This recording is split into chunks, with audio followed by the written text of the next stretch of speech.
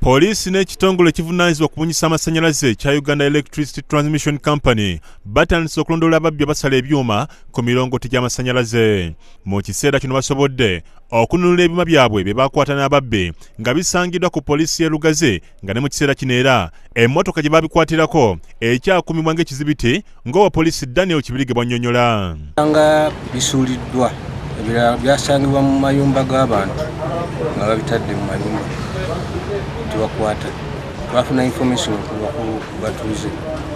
Bataddewo abasirikale ba poliisi abalawuna okutaakiriza embeera y'obubbi buno era Elias Kiyimba nga ye maneja w'ekitongole kino ategeeza nti abantu ababba ebyuma by'amasannyalaze basinze kweyolekera mu disitulikiti okuli ey'e Mukono, Buyikwe ne Lugaze.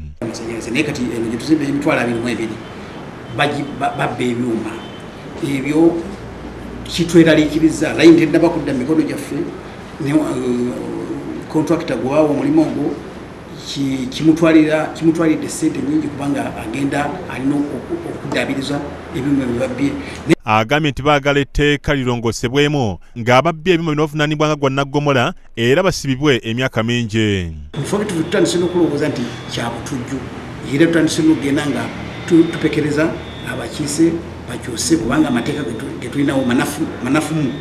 Francis Mutumba agamba nti ekizibu kye balina abantu abamu mu Kampala bazimba wansi wa layini z'amasannyalaze naye nga kino kirimu ebizibu bingi. Ffe tukoze sensitizations nnyingi nnyo nga tugenda tubuulira abantu, in fact maybe ajja kubabuulira tugezezaako n'okuwa ebirabo.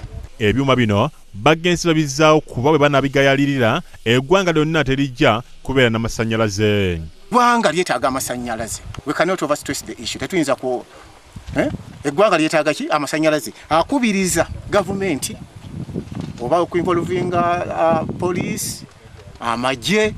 Hamza Nganwa ne Anet Nalugwa bakusakidde eggule lino ku Rabukedde TV.